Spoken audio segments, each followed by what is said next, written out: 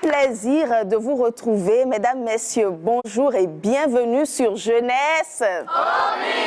J'espère que vous êtes confortablement assis. Pendant les 52 minutes qui vont suivre, nous allons parler de la cherté de la vie. Cette crise mondiale à laquelle le monde fait face depuis peu pousse certaines personnes à revoir leur train de vie, à ajuster certaines choses. Mais quelle doit être la solution adéquate? Nous le saurons. Et aujourd'hui, nous sommes avec les élèves du complexe scolaire Les Génies de Tampere. Ils vont nous donner leur avis et pour conduire les discussions, je reçois sur ce plateau Imelda qui est en train de venir. Bonjour Imelda. Bonjour madame. Comment vas-tu? Très bien madame. Pendant 30 minutes, vous ferez le débat et moi je vous retrouve après.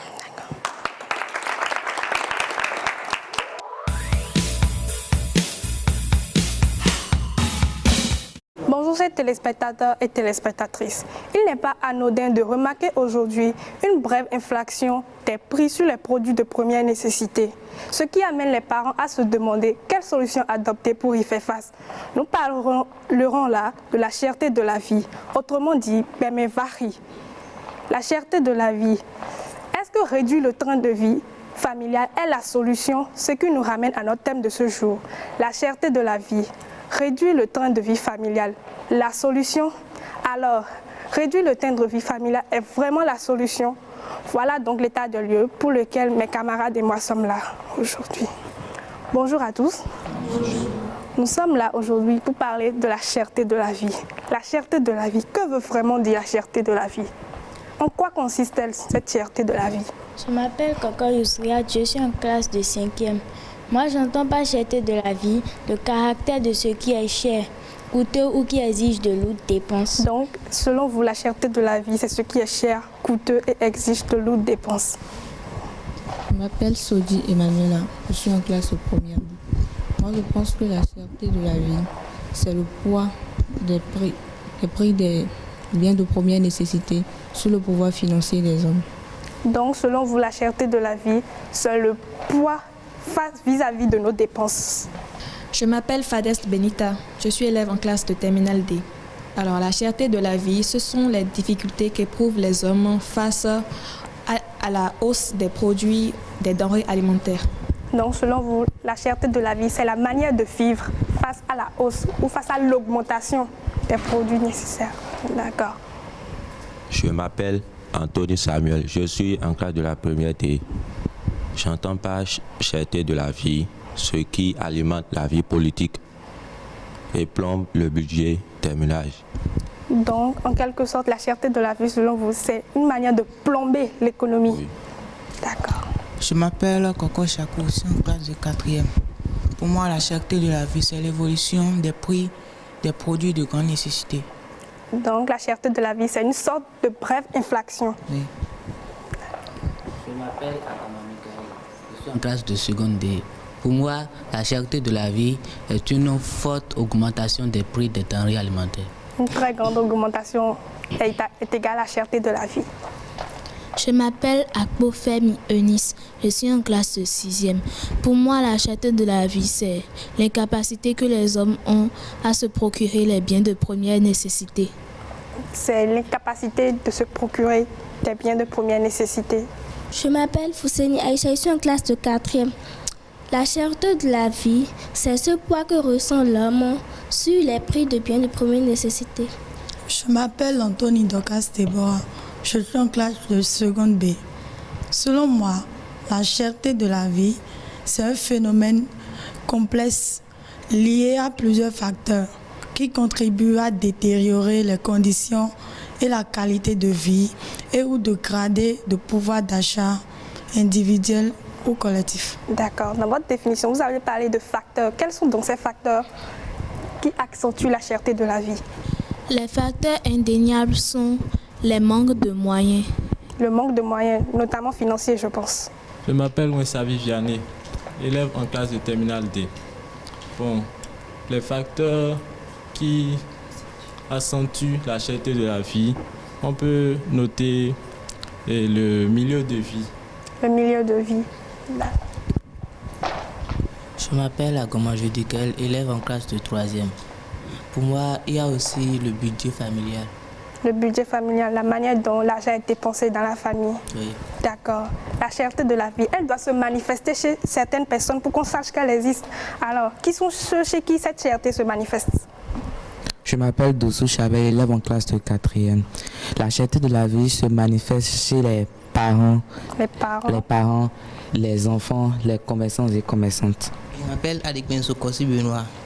Moi, je pense que la cherté de vie se manifeste également au niveau des paysans. Les paysans. Oui.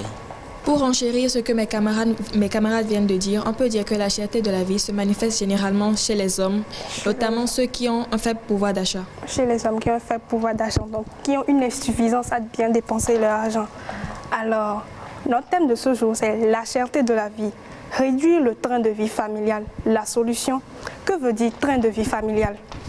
Je m'appelle Yebou Credo, je suis en classe de 3e. Moi, le train de vie, c'est le mode de gestion d'une famille face à ses revenus. C'est la manière dont une famille se gère vis-à-vis de ses revenus. Je m'appelle Akpo Hector, élève en classe de terminale D. Pour moi, le train de vie, c'est la manière de vivre en relation à ses revenus. C'est la manière de vivre face à son budget. Oui. Le train de vie, c'est l'organisation d'une famille, le planning d'une famille. La manière dont une famille est planifiée. Alors, existe-t-il des exemples de train de vie? Train de vie familial. Je m'appelle Ange Adensi, je suis élève en classe de terminale B.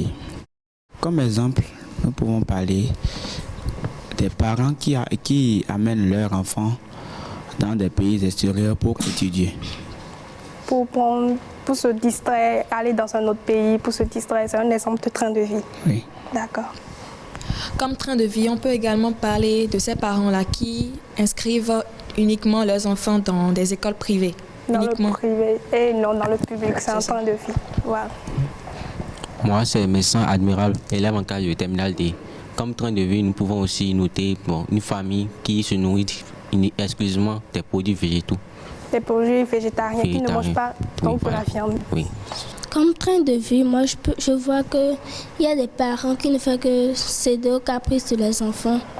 Ils laissent tout à leurs enfants, les caprices, les abus de langage, tout à leurs enfants. D'accord. Pensez-vous que les familles du village et celles de la ville peuvent avoir le même train de vie ou bien il y a des facteurs qui les différencient? Oui, je pense qu'il y a des facteurs qui les différencient. Alors, quels sont ces facteurs? Parmi ces facteurs, on a le lieu où ils vivent d'abord, parce que entre la ville et le village, il y a vraiment des différences. Au village, les trucs sont moins chers là-bas, mais dans la ville, les trucs sont chers. Au fait, les réalités en ville et au village sont différentes. Bon, en ville, on a accès à des trucs où au village, on n'y a pas assez. Donc cela fait qu'il y a un décalage entre les deux. Donc les réalités ne sont pas les mêmes. Alors comment se manifeste la cherté de la vie? Qu'est-ce qui caractérise la cherté de la vie? Comment elle se manifeste? Je m'appelle Fousséni Fidaous, je suis en classe de première D. Bon, la cherté de la vie, elle se manifeste par la flambée galopante des prix sur le marché, ce qui entraîne la population ne peut pas subvenir à ses besoins. La population est obligée de se restreindre à cette augmentation drastique des prix. Elle se manifeste aussi par la malnutrition. La malnutrition, donc ils sont mal nourris, ils ne mangent pas bien. À leur faim. Moi, je m'appelle Aboubakar Kramiari, je suis en classe de première B. Bon, pour moi, la cherté de la vie se manifeste par le fait que la population n'arrive pas à subvenir à leurs besoins. Ils n'arrivent pas à subvenir à leurs besoins, donc n'arrivent pas à dépenser correctement. Moi, je pense que la cherté de la vie se manifeste aussi par le suivisme, le manque de moyens. Le manque de moyens, oui. Il y a une insuffisance au niveau financier. Oui. La cherté de vie se manifeste aussi par l'inaccessibilité à certains produits par les populations. Donc, ne pas pouvoir accéder facilement à certains produits. C'est difficilement ils accèdent à ces produits-là. Cette cherté de la vie se manifeste aussi par la diminution de la quantité des produits et la mauvaise qualité de ces produits. Alors, il y a manifestation. Quelque chose doit causer ces manifestations. Qu'est-ce qui cause la cherté de la vie? Quelles sont les causes de la cherté de la vie? Ouais, je pense que la cherté de la vie est causée par les exportations des produits, des biens d'un pays à un autre pays. Par exemple, on transporte les cotons du pays pour aller dans un autre pays et on n'a pas les moyens de transformation. Ok, donc on ne profite pas nous-mêmes de nos produits, mais on les exporte. Tout ça cause la cherté de la vie. Comme cause, il y a aussi les aléas climatiques. Les aléas climatiques, la sécheresse, la pluie, tout cela. Comme cause, on a aussi l'exode rural. L'exode rural, Oui, les villageois qui font... Les villageois quittent les villages pour la ville en quête d'un avenir meilleur, on peut dire. En parlant de cause, il y a également le fait de privilégier certaines cultures en défaveur des autres. On laisse les cultures, par exemple, on prend en compte seulement le coton et sur un grand terrain, sur une grande superficie, on ne cultive que du coton et on oublie les autres cultures. La monoculture du coton. Comme cause, on a aussi la guerre entre l'Ukraine et la Russie. Une guerre qui a secoué le monde. Oui. D'accord. Bon, comme cause, nous avons aussi la Covid-19. La pandémie de la Covid-19. Comme cause aussi, nous avons l'utilisation l'utilisation anarchique des engrais. L'utilisation anarchique des engrais, ce qui appauvrit les sols, je pense bien. Comme cause, il y a aussi l'entrée des pays voisins sur le marché national. Les pays voisins qui inondent le marché national de leurs produits à eux. D'accord. Moi, je pense que les terroristes font partie des causes de la cherté de la vie. On a parlé de causes. Il n'y a pas de cause sans conséquences. Alors, quelles sont donc les conséquences de la cherté de la vie? Moi, je pense que les conséquences sont le chômage. Le chômage, ne plus avoir d'emploi. Il y a aussi la famine. La famine, ne pas manger assez, quoi. Oui. Avoir faim. Oui, ça. Moi, je pense que parmi les conséquences, on a aussi l'insécurité. L'insécurité, il y a des vices qui se développent. Parmi les conséquences, on a également la déscolarisation. La déscolarisation, les enfants abandonnent l'école.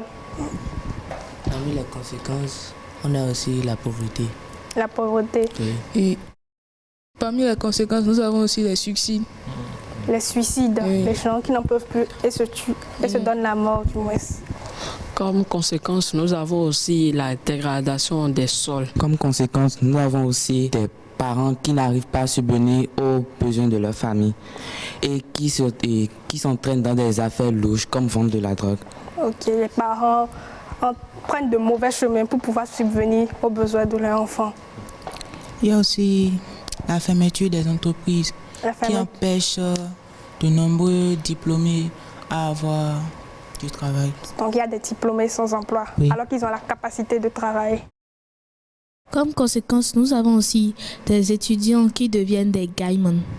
Des bouteurs, des étudiants qui deviennent des bouteurs par manque d'emploi. Oui. Comme conséquence, on a aussi le développement des vices. Le développement des vices.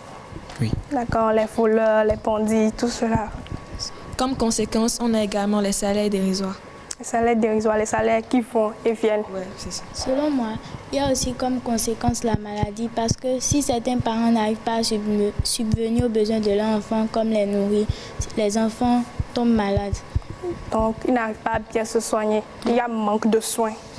Alors, est-ce que réduire le train de vie familial est la solution pour combattre la cherté de la vie ou tout au moins l'affaiblir? Selon moi, réduire le train de vie n'est pas la solution, mais une solution. Donc, le train de vie n'est pas la solution, mais une solution. Alors, que peut être cette solution? Que fait cette solution en quelque sorte? La réduction du train de vie peut permettre d'effectuer des épargnes. Des épargnes permettent en quelque sorte d'économiser plus. Oui. Nous devons investir aussi dans des activités pédagogiques de revenus. Des activités pédagogiques qui vont nous rapporter plus d'argent. Moi, je pense que la réduction du train de vie est une solution. Comme par exemple des gens qui vivent, des gens qui vivent dans des locations à louer. Et ils payent des véhicules tous les jours, ils payent carburant. Je pense que cela peut avoir des répercussions. Ils vont ressentir la cherté de vie. Donc, dépenser n'importe comment. Oui. Je pense que réduire le train de vie est une solution parce qu'elle permet de maximiser nos dépenses pour pouvoir faire face à la cherté de la vie. D'accord. Maximiser les dépenses grâce à la réduction du train de vie. Il y a aussi, au lieu d'aller acheter au dehors, on peut aussi cuisiner à la maison soi-même. Préparer à la maison soi-même. Nous devons aussi augmenter la production. La production des produits agricoles et des produits industriels de chez nous, bien sûr. Il faut aussi que l'État ait l'effort d'avoir les moyens de transformation de nos produits agricoles. L'État doit avoir construit plus d'entreprises de transformation de nos produits locaux. Moi, je pense que les familles doivent réduire leurs sorties pour le plaisir. Moi, je pense que réduire le train de vie n'est pas la solution. Parce que s'il y a certains enfants qui se distraient, par exemple, chaque week-end, et les parents pensent que réduire le train de vie est la solution, et qu'ils réduisent ça, ils peuvent interdire l'enfant de sortir se distraire.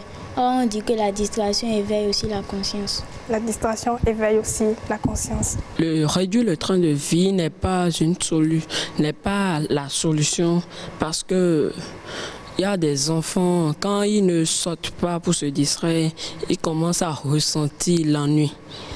Ils se sentent délaissés, ils ont un manque. Moi, je pense que réduire le train de vie n'est pas la grande solution. Car cette solution de réduire le train de vie présente des limites. Comme limite, on peut aussi dire, lorsque la famille va dire, bon, ils vont réduire les rations alimentaires, ce qu'ils ont l'habitude de manger, ils vont réduire. Au fil du temps, en réduisant ça, ça peut aussi entraîner à la malnutrition. Et cette malnutrition va amener encore des pensées dans la santé. Donc, je vois que... Donc, selon vous, réduire le train de vie n'est pas la solution. N'est pas la solution, oui. Moi, je pense que réduire le train de vie familial est la solution. Parce que ne pas envoyer ses enfants à l'extérieur tout le temps peut permettre de réaliser des épargnes, de faire des économies, d'investir dans des projets plus importants. Donc, réduire le train de vie familial pour vous est la solution pour plus épargner. La réduction du train de vie est effectivement la solution parce que les parents qui ont l'habitude de tout le temps envoyer leurs enfants dans les privés peuvent réduire les dépenses en les envoyant dans les écoles publiques, ce qui permet de faire des économies et de subvenir aux besoins quotidiens, mais d'une façon moins exagérée. Voilà, c'est ça. Être dans les normes. Moi, je pense que réduire le train de vie n'est pas la solution parce qu'un enfant qui s'adapte seulement que de l'argent, seulement que des riches, seulement que des nourritures. Un enfant qui s'adapte à cette réduction ne pourra pas bien la suivre, bien la surmonter, quoi. Moi, je pense que réduire le train de vie n'est pas la solution parce que si l'enfant a envie d'aller étudier par exemple à l'extérieur, il aimerait faire la technologie par exemple au Japon maintenant et qu'ils ont les moyens pour le faire. Donc pourquoi réduire alors le train de vie? Pour renchérir ce que mon cher camarade a dit, lorsque ma camarade a dit que pour réduire le train de vie, on peut aussi faire des épargnes. Faire des épargnes en ne faisant pas voyager nos enfants et les enfants. Je pense que si on ne fait pas voyager ces enfants, si on prend notre pays, dans le milieu dans lequel nous vivons, parfois la qualité des instructions, des enseignements ne sont pas les mêmes qu'à l'extérieur. Donc il faudrait qu'ils fassent aussi des voyages pour qu'ils puissent avoir plus de connaissances et que en revenant au pays, ils puissent utiliser ces connaissances pour réaliser des projets dans le pays. D'accord. Ils doivent voyager pour développer plus leur esprit. Voilà. Pour avoir plus de connaissances et venir enrichir le pays. Oui. Moi, je pense que réduire le train de vie est la solution.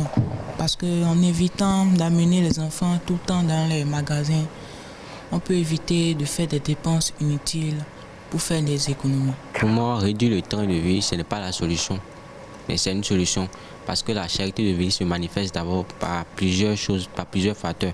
Donc, pour moi, si vous permettez de donner un exemple, on peut passer par l'exploitation de nos ressources, et permettre aux populations d'avoir des produits moins chers qui puissent s'en procurer. C'est une solution aussi. Donc, réduire le train de vie n'est pas forcément une solution. Mais... D'accord. Moi, je pense qu'il faudrait mieux réduire le train de vie parce que nous devons minimiser les dépenses pour pouvoir acquérir des biens de première nécessité. Mon camarade de l'autre côté disait que normalement, quand on a les moyens, qu'on devrait envoyer nos enfants à l'extérieur pour qu'ils étudient. Mais je pense également, évidemment, on peut mieux étudier dans notre propre pays. On peut évoluer, évidemment, quand on a la conscience. Donc, on n'est pas forcément obligé d'envoyer les enfants à l'extérieur. On peut les laisser ici du moins et pouvoir subvenir à ses besoins en fait. Donc, voilà. Bon, moi, je pense que réduire le train de vie, ce n'est pas la solution. Parce que ça peut entraîner plusieurs conséquences, notamment en milieu rural, où déjà le niveau de vie n'est pas si élevé. Stable. Et réduire encore le train de vie, ça risque de contraindre à la misère, carrément la pauvreté. Voilà, aggraver le niveau de vie. Voilà. Moi, je pense que réduire le train de vie n'est pas la solution parce qu'un foyer qui utilise du gaz tout et qui doit recharger ça tous les mois, si ce foyer réduit son train de vie en utilisant le charbon ou le bois de chauffe, cela contribue aux aléas climatiques.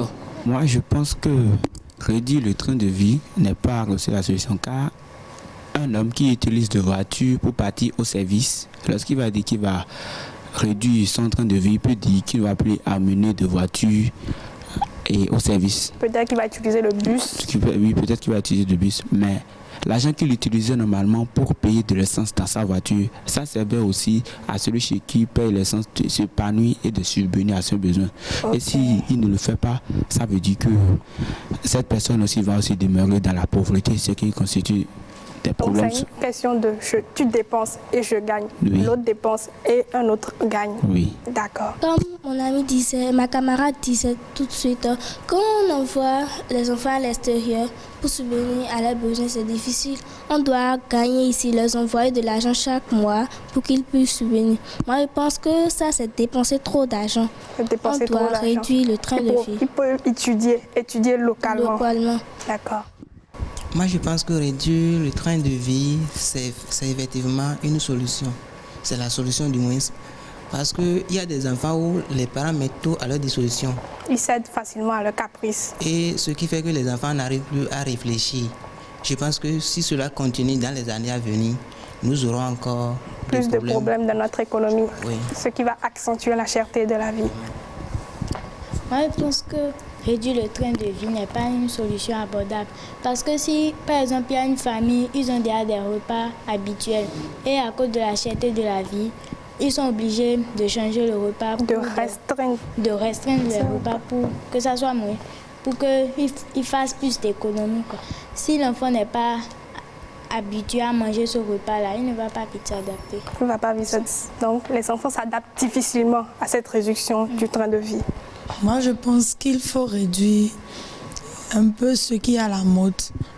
Genre aujourd'hui, on te dit que c'est moi, je dois dépenser, je dois payer. Il faut qu'on réduise aussi ça là. Ok. Moi, je pense que réduire le train de vie n'est pas la solution parce que l'enfant, si l'enfant veut voyager et il voyage et il a sa maîtrise, il peut revenir au pays, mettre en évidence sa formation aux autres. En parlant de l'utilisation des gaz et du charbon, au fait, actuellement, ils ont mis en place des sociétés qui utilisent des déchets, des déchets, oui, pour en faire du charbon. Donc, on n'est plus obligé de couper les arbres, non. Alors, on peut toutefois utiliser le charbon et mettre de côté ou bien rarement utiliser le gaz, ce qui pourrait également nous faire économiser. Comme ma camarade l'a dit, moi, je ne suis pas totalement d'accord parce que si on réduit les nourritures pour les enfants, ils vont finir par s'habituer.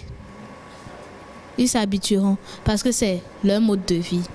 Comme elle a dit au niveau du charbon, maintenant le gaz est très cher, donc il faudrait mieux utiliser le charbon pour réduire et de l'argent, pour économiser plus d'argent, parce que comme elle a dit, la Russie et l'Ukraine sont en guerre. Et eux, ils nous procuraient vraiment du gaz. Et du blé aussi. Et du blé.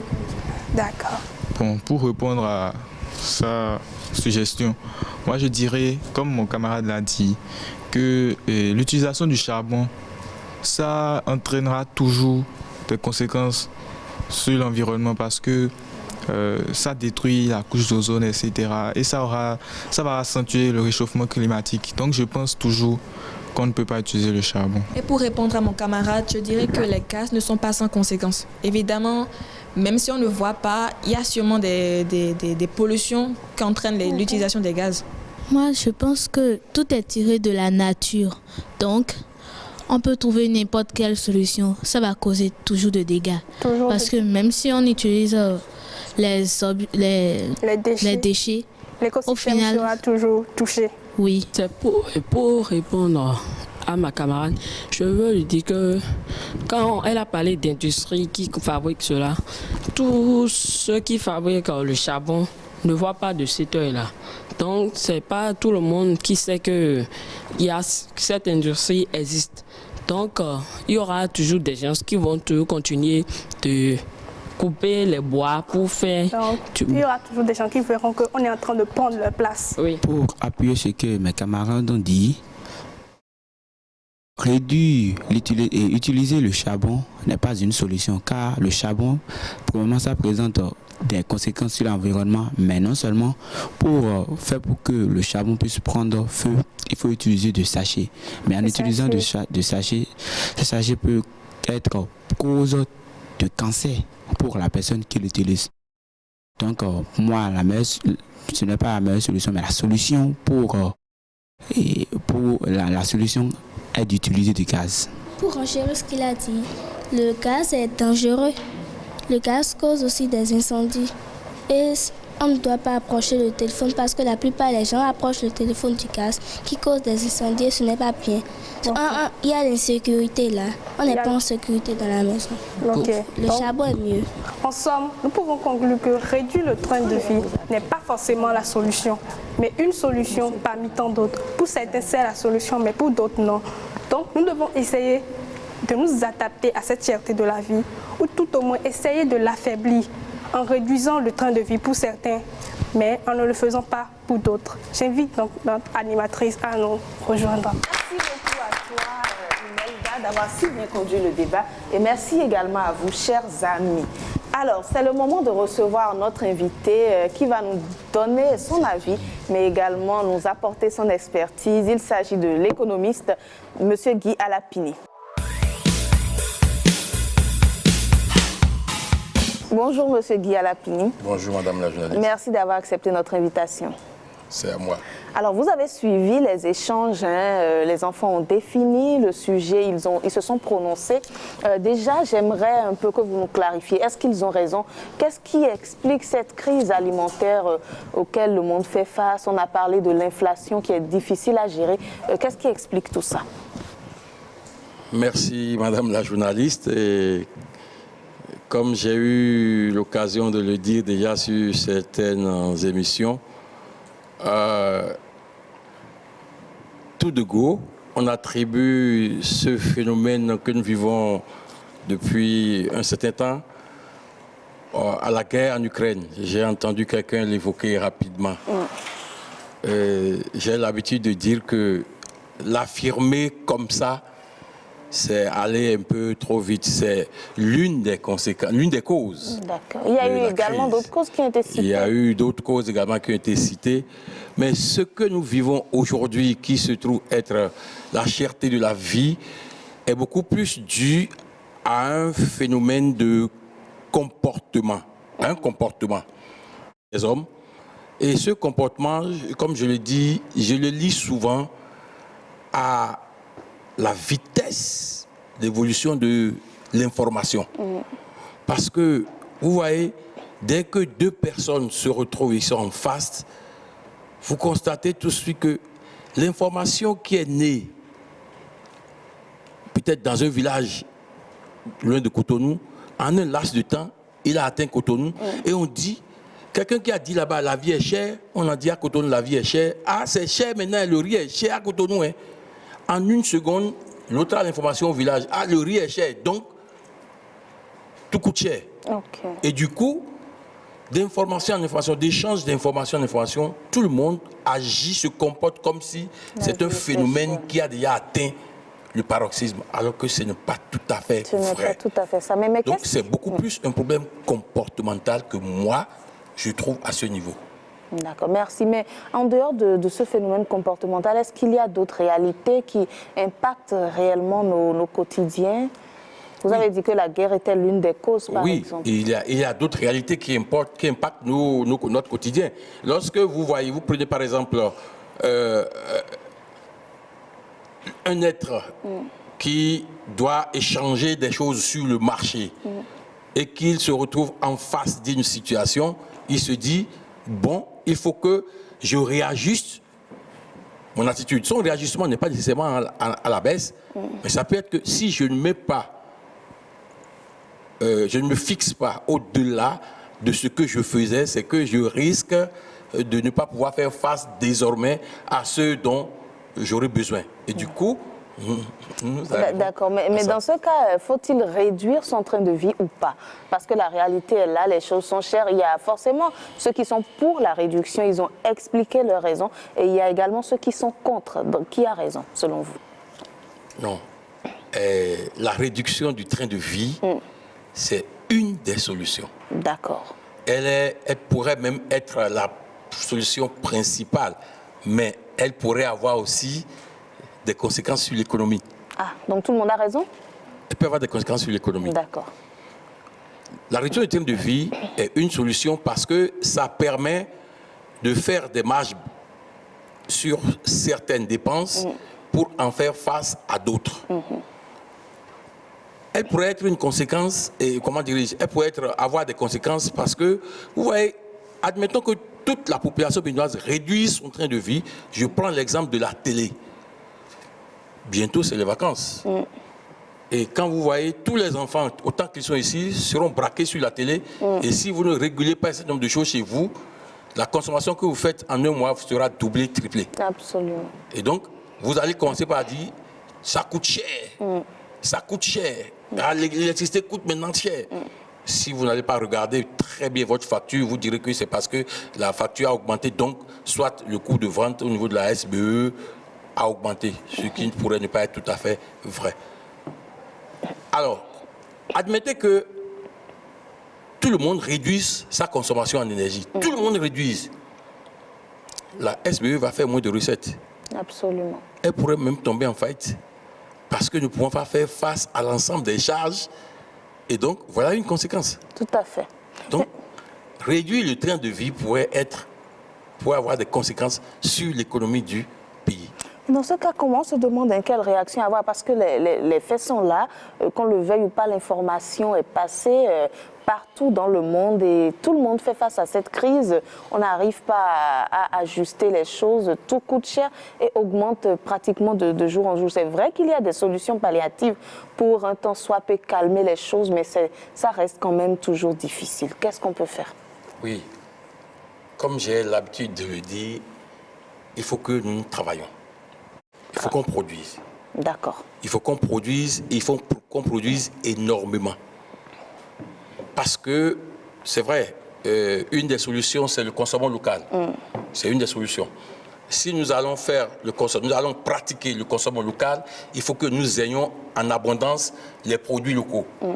Si nous avons en abondance, pour avoir en abondance les produits locaux, c'est qu'il faut les produire. Tout à fait. Et pour les produire, certes, on dira qu'il faut les moyens, les ressources.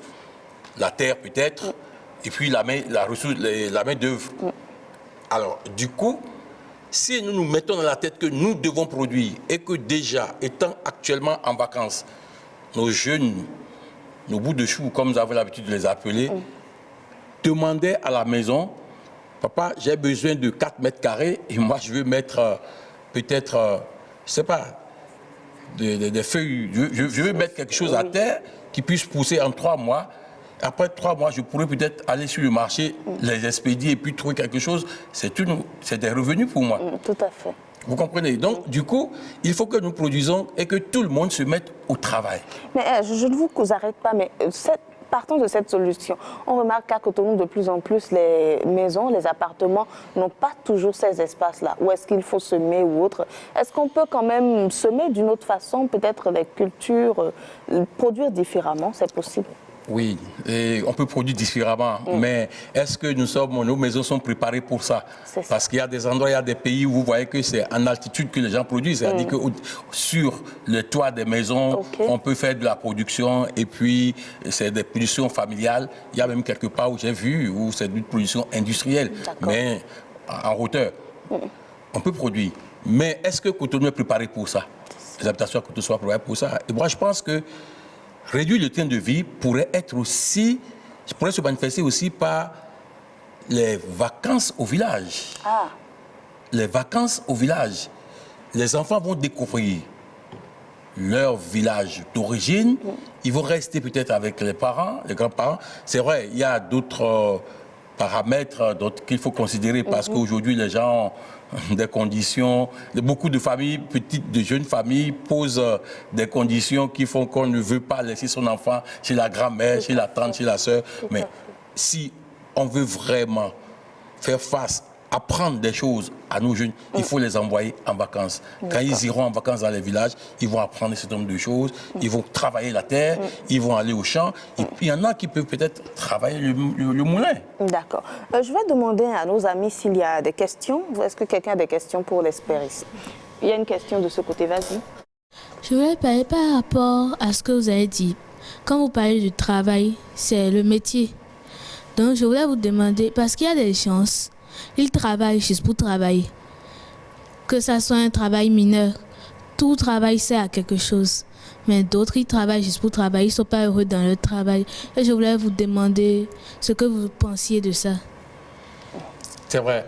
J'ai dit qu'il faut que nous travaillions et que nous travaillons réellement à la consommation des produits locaux. Vous l'avez dit, certains font des travaux, c'est-à-dire ils travaillent pour le plaisir de travailler. Ce n'est pas vraiment un travail auquel ils veulent s'adonner. Ça, c'est un problème qu'il faut régler au niveau de la jeunesse et depuis les premières années à l'école. Il faut pouvoir identifier en l'enfant ses potentialités, ses capacités à agir ou à ses habiletés dans certains domaines et pour pouvoir l'accompagner à s'épanouir demain dans son travail. Il n'y a pas un travail qui puisse faire l'homme qui soit un modèle de travail. Tout travail peut permettre à l'homme de vivre. Donc il ne faut pas avoir peur d'aller vers la terre, d'en faire un métier, c'est cela aussi. Du tout, du tout. Il faut. Et aujourd'hui, il est beaucoup plus recommandé. Et vous allez voir, le gouvernement aujourd'hui fait beaucoup d'efforts pour investir dans les lycées techniques et agricoles, au fin de former davantage de techniciens qui puissent aller accompagner nos producteurs dans les villages. Merci beaucoup. Je crois qu'il y a également une autre question de ce côté. Vous avez dit que les jeunes peuvent partir en vacances dans leur village et aussi travailler la terre, cultiver la terre. Mais pour un parent qui a l'habitude de chouchouter les enfants, comme l'avait dit, les bouts de chou, qui a l'habitude de chouchouter ses enfants et il ne soumet pas son ou ses enfants à des travaux, ni rien de cela. Si ces enfants partent au village pour partir travailler, sinon par exemple labourer la terre, s'ils sont fragiles, s'ils le font, ils vont tomber malades. Et ça va encore entraîner des dépenses et autres. Pensez-vous que cela, c'est la meilleure solution? Oui. Vous avez abordé une question, si on va en débattre, on va mettre beaucoup de temps, mais je vais vous dire que c'est une erreur. C'est une erreur pour les parents qui aujourd'hui chouchoutent les enfants jusqu'à les empêcher de faire le minimum qu'ils doivent faire pour être un homme demain, un homme grand H demain. Parce que si vous voulez être un homme grand H demain, vous devez pouvoir faire face à certaines difficultés de la vie. Et aujourd'hui, c'est vrai, certains parents, compte tenu des difficultés qu'ils ont vécues, ont pris cette résolution de ne pas faire vivre cela à leurs parents, à leurs enfants. Au point où on est prêt à prendre l'enfant jusqu'à le faire asseoir en classe, rester là pour que le professeur ou l'enseignant finisse, on le prend, on le ramène à la maison. Cet enfant a du mal à s'épanouir demain. Et la plupart de ces enfants-là posent des actes après qu'ils surprennent leurs parents. Et donc, que ces enfants aillent au village, ils peuvent aller. Et moi, je vais vous recommander cela fortement.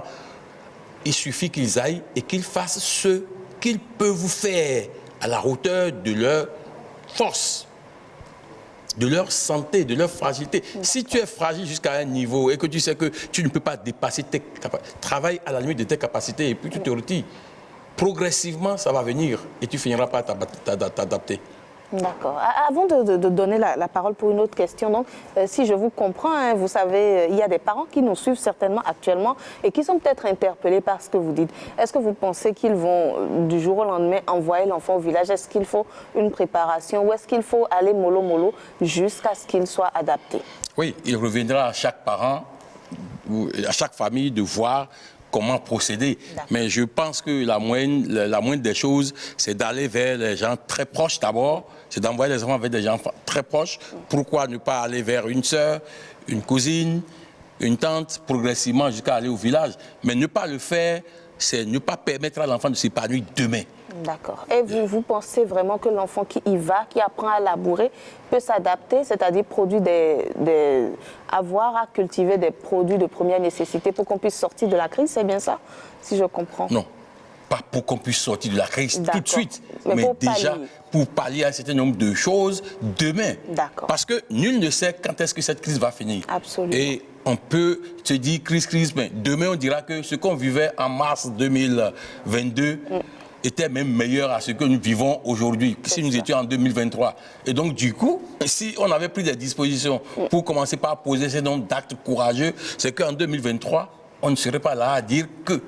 Merci beaucoup, M. Alapini. Je crois qu'il y a une autre question également. Moi, ma question est la suivante. Quand vous avez dit que quand les parents disent qu'ils ne veulent pas l'envoyer chez sa soeur ou bien son frère, mais chez la grand-mère, il y a des parents qui ont été chassés peut-être de leur village, mais dans le lieu où ils vivaient, et peut-être à cause des forces mystiques, ils n'ont plus voulu revenir là.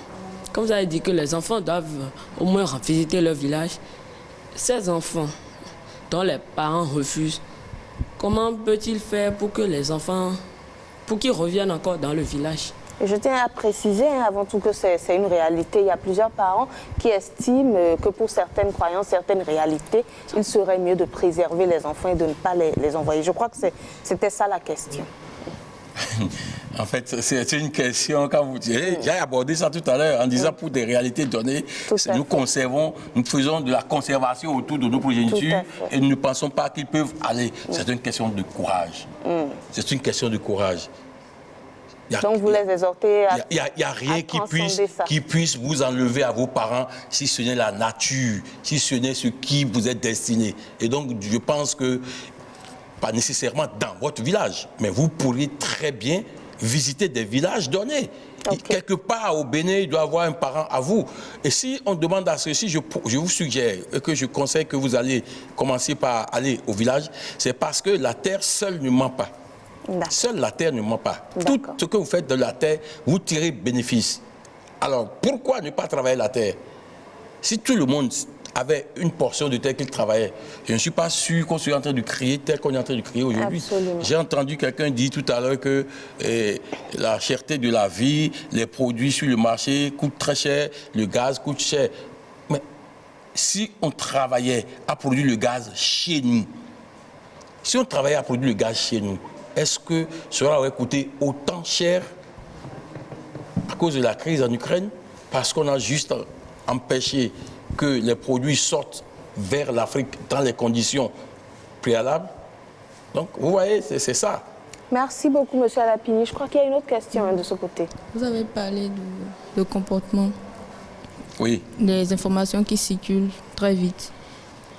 Donc là, je voulais demander si vous êtes en train d'insinuer que toutes les informations ne sont pas vraies, que les produits ne sont pas assez chers, c'est ça? Oui, je n'ai pas dit que les produits ne sont pas assez chers. Oui, les produits sont chers, mais les prix fixés aujourd'hui ne sont pas des prix qui devraient être à cette hauteur-là. Qu'ils vous souviennent, je ne sais pas si vous avez suivi l'information, le gouvernement a dû réguler. Le gouvernement a dû réguler certains produits de première nécessité. Et donc, du coup, si le gouvernement n'était pas intervenu, ces produits, ces prix seraient peut-être à 2, 3 fois ce qu'ils sont aujourd'hui. Parce que simplement quelqu'un a dit quelque chose, tout coûte cher. Désormais, moi, mon produit, je vais vendre ça comme ça. Je ne sais pas si je vais même en trouver. Et quand il a dit ça au village, c'est la même chose que l'autre qui a acheté. Il ira dire dans le coin d'à côté. Et c'est comme ça que les prix vont flammer. On aura la flamme des prix. Merci beaucoup, monsieur Alapini. C'était très intéressant. Merci pour ces astuces. Le temps est complètement parti. En 30 secondes, rapidement, vous allez conclure. Ah ouais, merci beaucoup. Je voudrais conseiller les jeunes enfants qui sont là à accompagner leurs parents dans la cherté de la vie en les aidant à réduire leur train de vie. Et le train de vie, la réduction du train de vie passe également par vos comportements à la maison. L'eau que vous ouvrez tout le temps, que le robinet est laissé ouvert parce qu'on a coupé l'eau, on a coupé l'eau, on n'a pas pris le temps de refermer. Le courant à la SBE, où vous restez branché sur la télé de 7h à 23h30, 7h20, essayez de réduire tout ça là. Et en termes de consommation, évitez de ne prendre que des produits manufacturés.